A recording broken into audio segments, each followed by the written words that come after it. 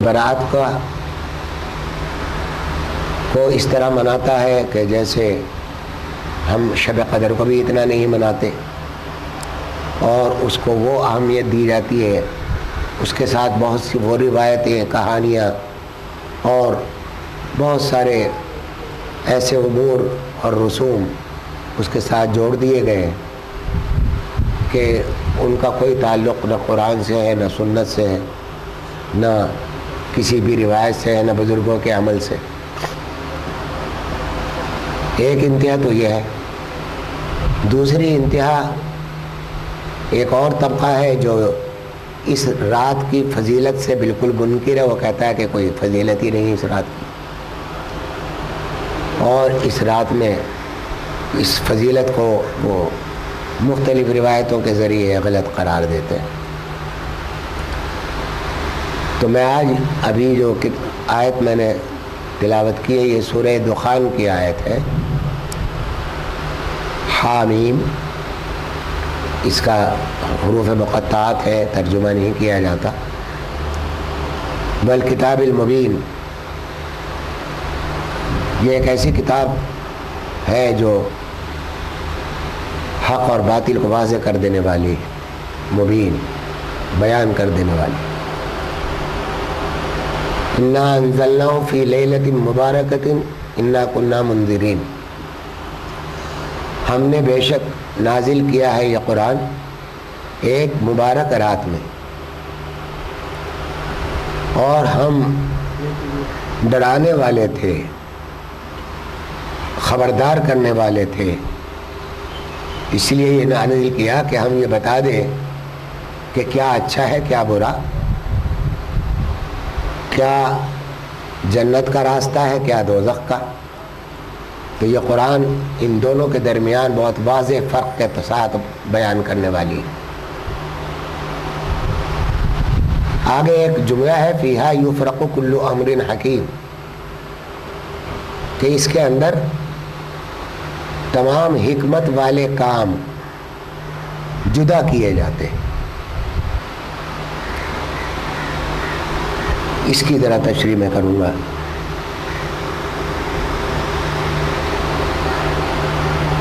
دیکھیے، اس آیت میں قرآن کریم کے نزول کا ذکر ہے کہ اس رات کے اس مبارک رات میں قرآن نازل ہوا۔ اس میں تو کوئی شبہ ہی نہیں کہ قرآن کریم شب قدر میں نازل ہوا۔ انا انزلناہ فی لیلۃ القدر، قرآن کریم کی پوری صورت آئی ہے۔ لہذا یہ کہنا کہ اس رات یعنی شعبان کی اس رات سے کوئی قرآن کے نزول کا تعلق ہے، تو یہ بات بالکل درست نہیں ہے۔ یہ لیلۃ مبارکۃ جو ہے، اس کا تعلق شب قدر ہی سے ہے۔ یہاں ایک بات اور عرض کر دوں، میرے پاس وہ میسج بھی آتے رہے اور اس کو بھی دلیل بنایا بعض لوگوں نے کہ صاحب لفظ شب قدر جو ہے، یہ شب فارسی کا لفظ ہے اور قدر عربی کا لفظ ہے۔ شب برات جو ہے یہ فارسی ہے شب، اور برات عربی کا لفظ ہے۔ شب معراج، معراج عربی کا لفظ ہے، شب فارسی کا لفظ ہے۔ حالانکہ یہ کوئی دلیل کی بات نہیں ہے، یہ حدیث میں لیلۃ مبارکۃ بھی آیا ہے، لیلۃ برات بھی آیا ہے۔ تو شب کا لفظ چونکہ فارسی کا رواج زیادہ تھا، تو اس لیے ان راتوں کے ساتھ بجائے لیلہ کے شب کا لفظ لگا دیا جاتا تھا، تو اس لیے یہ کوئی دلیل نہیں بنتی کہ یہ اس کا تعلق قرآن اور حدیث سے نہیں ہے۔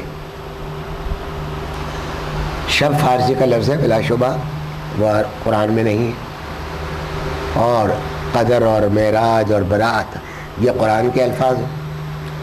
تو ان کے جوڑ سے یہ دلیل بنانا کہ ان کا شریعت سے کوئی تعلق نہیں، یہ غلط ہے۔ ایک بات تو یہ سمجھ لیجئے۔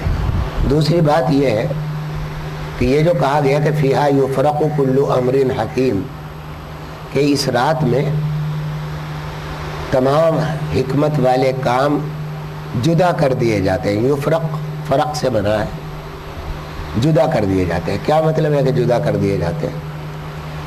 علماء نے مفسرین نے اس کی تفسیر اس طرح کی ہے کہ اس رات کے اندر اللہ تعالیٰ فیصلہ فرما دیتے ہیں، ایک فہرست مرتب کر دیتے ہیں، ایک پورا ایک گویا بجٹ بنا کر فرشتوں کو سونپ دیا جاتا ہے عملی تنفیذ کے لیے، کہ عملی نفاذ ہو اس کا، کہ کس کو کتنا رزق دیا جائے گا، کس کو کتنی زندگی دی جائے گی، کتنے لوگ اس رات میں مارے جائیں گے، ان کی موت آئے گی.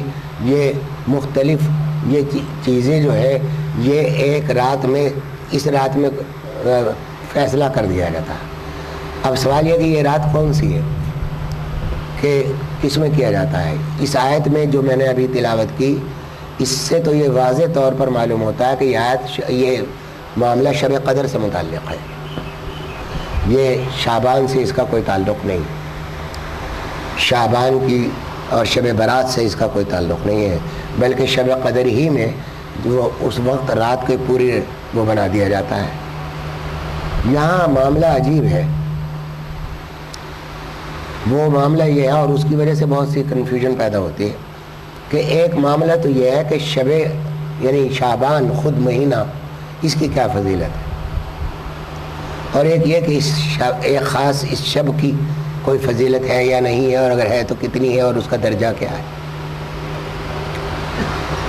تو جہاں تک میری نظر جاتی ہے مجھے کوئی اختلاف اس میں نظر نہیں آیا کہ شعبان کا مہینہ مبارک ہے، مقدس ہے،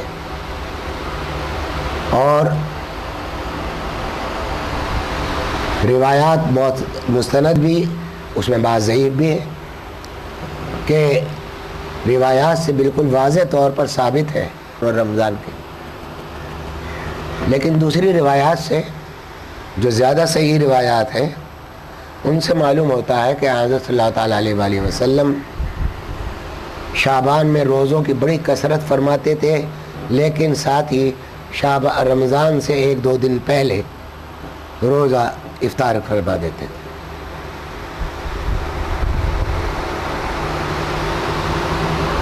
اس بات میں کوئی اختلاف مجھے نظر نہیں آتا کہیں کہ کثرت روزوں کی کثرت جو ہے وہ شعبان میں حضرت صلی اللہ علیہ وسلم بہت زیادہ فرماتے تھے.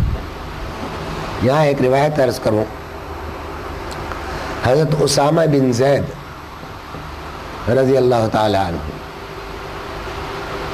یا آپ حضرات کو معلوم ہوگا کہ یہ حضرت زید ابن حارثہ رضی اللہ تعالیٰ عنہ کے بیٹے ہیں، اور حضرت زید ابن حارثہ حضرت صلی اللہ تعالیٰ علیہ وآلہ وسلم کے منہ بولے بیٹے تھے،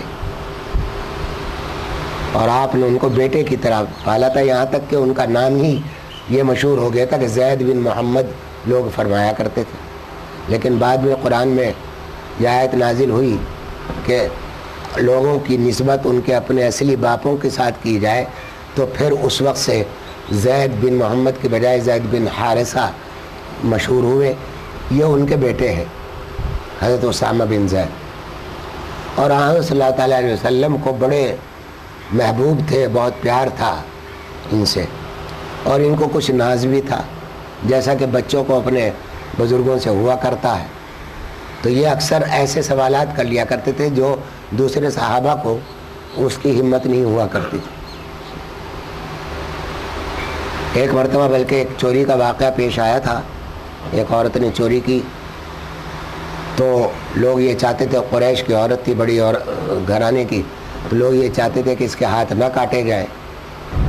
تو کسی کی سمجھ میں نہیں آتا تھا کہ صحابہ کرام کے پاس سفارش کس طرح، وہ حضور کے پاس کس طرح سفارش لے جائی جائے اور کس کے ذریعے یہ بات کہی جائے.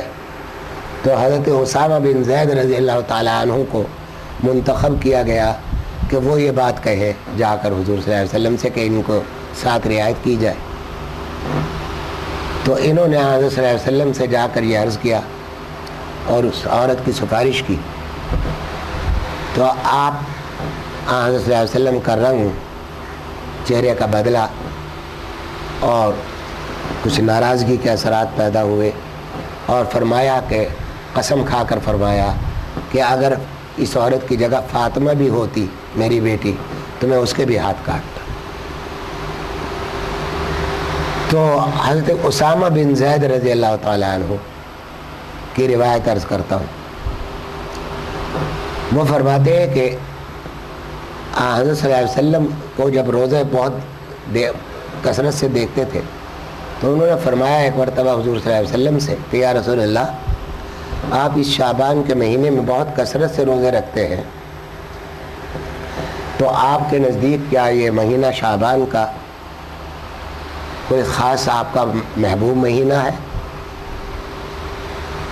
تو حضرت صلی اللہ علیہ وسلم نے فرمایا کہ یہ مہینہ رمضان اور رجب کے درمیان ہے، اور لوگ اس کو غفلت سے گزار دیتے ہیں، اس کی اہمیت کو محسوس نہیں کرتے، مقصد یہ ہے غفلت سے گزار دیتے ہیں۔ اور اس مہینے میں اللہ تعالیٰ کے دربار میں لوگوں کے اعمال کا حساب پیش کیا جاتا ہے پورا۔ تو میں یہ چاہتا ہوں کہ جس وقت میرے اعمال کا حساب اللہ کے دربار میں پیش ہو تو میں روزے سے ہوں، کیونکہ اس مہینے میں یہ حساب پیش کیا جاتا ہے اور تاریخ شاید متعین نہیں ہوگی، تو اس لیے آپ پورے مہینے روزہ رکھتے تھے زیادہ تھا۔ اب سوال یہ کہ کیا اس امت کے لیے بھی یہ ضروری ہے کہ اس شعبان کا مہینے میں زیادہ روزے رکھیں؟ تو حضرت صلی اللہ علیہ وسلم چونکہ اپنی امت پر بہت ہی شفیق اور بہت ہی رحیم اور رؤوف اور رحیم تھے، تو آپ نے ایک روایت کے ذریعے منع فرما دیا کہ جب نصف شعبان گزر جائے تو اس کے بعد روزہ مت رکھو، کیونکہ یہ طاقت آج کل کے زمانے، اس زمانے میں تو پھر بھی قوا بہت مضبوط تھے، تو اس زمانے کے لحاظ سے بھی یہ خیال کیا کہ اگر اس کے بعد آخری حصے میں روزے رکھے گئے تو لوگوں کو کمزوری ہوگی، رمضان کے روزوں میں کوئی رکاوٹ نہ ہو اور کوئی خوش دلی کے ساتھ روزے رکھے جا سکیں، تو آپ نے منع فرما دیا کہ نصف شعبان کے بعد روزہ نہ رکھا جائے۔ میرا اپنا گمان یہ ہے کہ چونکہ نصف شعبان ہے 15ویں شعبان، تو 15ویں شعبان آخری دن ہے جس دن روزہ رکھا جا سکتا ہے اس حدیث کی روح سے، تو اس خیال سے 15ویں شعبان کا روزہ کم سے کم لوگ رکھنا شروع کر دیا کہ چلو ایک روزہ تو رکھ لیں کم از کم، اور پہلے روزے نہیں رکھے جا سکے تو 15 شعبان کا کم از کم روزہ رکھ لیا جائے۔ اس کا کوئی حکم مجھے نہیں ملا کہ آیا 15 شعبان کا روزہ ضرور رکھو یا اس کا رکھو۔ شعبان کے روزوں کا بہت فضیلت آئی ہے اور مختلف احادیث ہیں جن کی یعنی اس کے اندر شبہ کی گنجائش نہیں۔ تو میں یہ اپنا گمان ظاہر کر رہا ہوں کہ 15 شعبان کے روزے کا جو اہتمام ہوا ہے وہ غالباً اس خیال سے ہوا ہوگا کہ یہ آخری تاریخ ہے کہ اس میں مناہی نہیں ہے روزہ رکھنے کی، تو اس لیے 15 شعبان کا روزہ کم از کم رکھ لیا جائے۔ تو اب ایک بات تو یہ واضح ہوئی کہ شعبان کا مہینہ مبارک مہینہ ہے، مقدس مہینہ ہے، اس میں کثرت روزوں کی حضرت صلی اللہ علیہ وسلم سے صرف ایک ذریعے سے نہیں بہت سے ذرائع سے ثابت ہے۔ اور وہ دعا جو آپ رجب کا چاند دیکھ کر فرمایا کرتے تھے کہ اللہم بارک لنا فی رجب و شعبان وبلغنا رمضان، کہ اے اللہ آپ رجب کے مہینے میں اور شعبان کے مہینے میں ہمارے لیے برکت رکھ دیجئے اور ہمیں رمضان تک پہنچا دیجئے۔ یہ دعا آپ فرماتے تھے رجب کا چاند دیکھتے ہوئے۔ ذرا غور فرمائیے کہ اس میں کئی مہینوں کی فضیلت ہے، تینوں مہینوں رجب، شعبان اور رمضان۔